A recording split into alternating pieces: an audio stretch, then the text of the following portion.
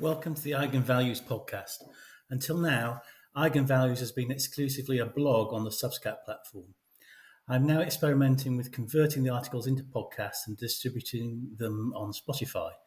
I'm using AI technology to convert the text into speech, so please forgive me if the delivery sounds a little wooden. But I do this on my own on a micro budget, so I'm limited to low effort methods of distributing content. The first attempt to create a podcast is my recent article on the contradictions in the recent Climate Change Committee Progress Report to Parliament. Please enjoy and feedback to me your thoughts about this experiment. Thank you. Introduction.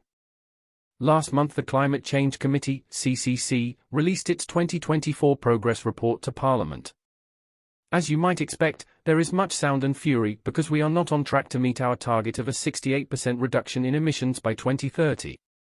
The Climate Change Committee sets out the priority actions that the government must take to get back on target.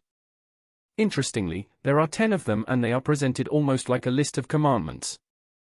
However, some of the new priorities underline just how wrong much of their previous guidance has been and how self-contradictory their latest commandments are.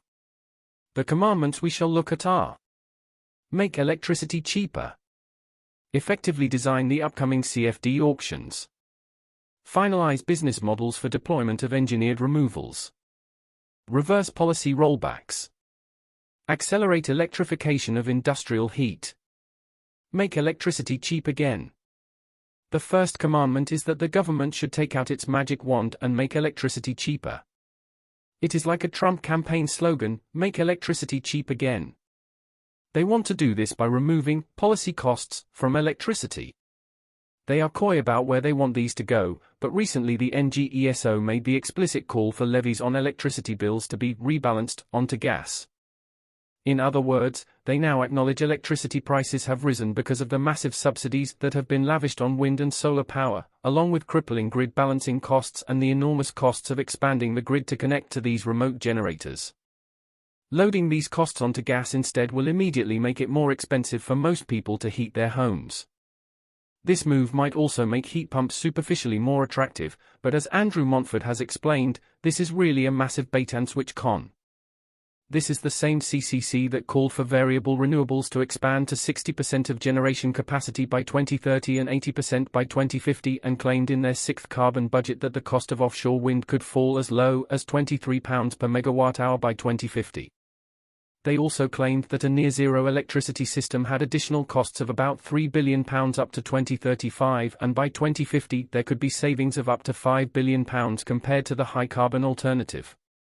The reality is that offshore wind is being offered £102 per megawatt-hour in AR6 and renewables subsidies are already costing about £11 billion per year with more in the pipeline. The only way they can make electricity cheap again is by pretending the costs they have already imposed on us do not exist and that their new cost estimates are credible. Effectively design upcoming CFD auctions.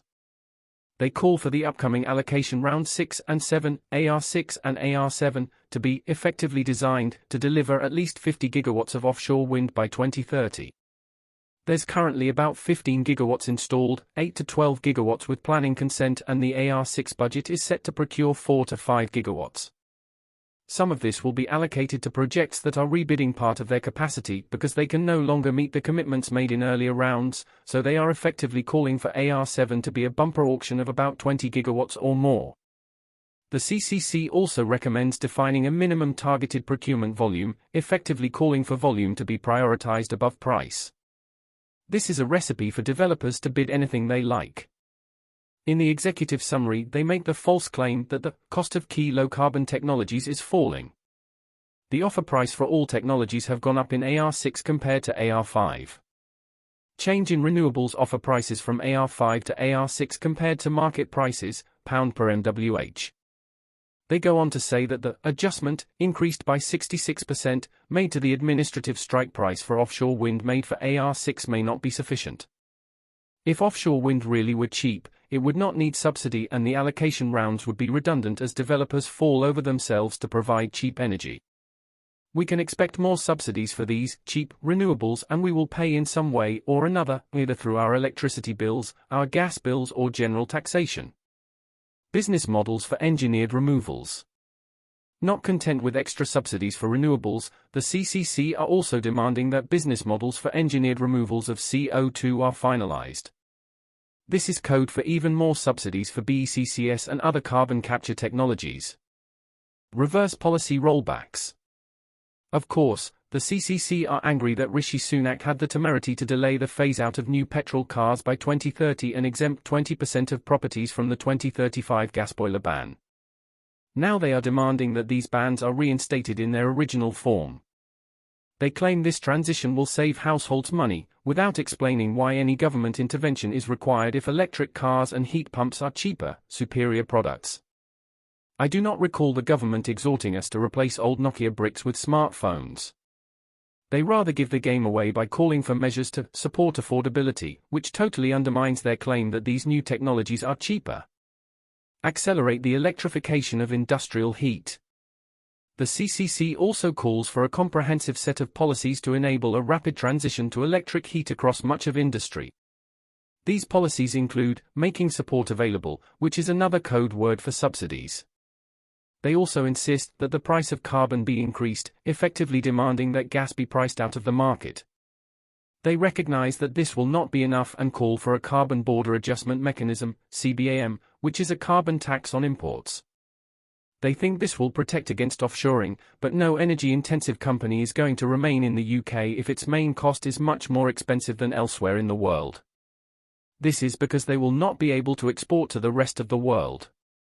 Electrification of heat is a recipe for industry dematerialization, not decarbonization.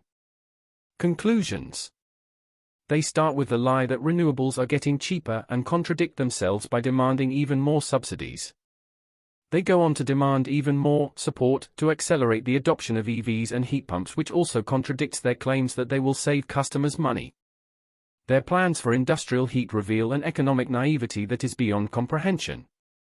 Our energy policy institutions are broken beyond repair, and the CCC is no exception.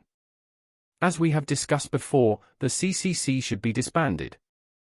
If they really do want to make electricity cheap again, then they should call for renewable subsidies to be rolled back together with a big investment in new gas-fired plants and new sources of gas supply in the North Sea and through fracking. This should be followed by a UK version of France's Mesmer plan that installed 56 new reactors over a period of 15 years.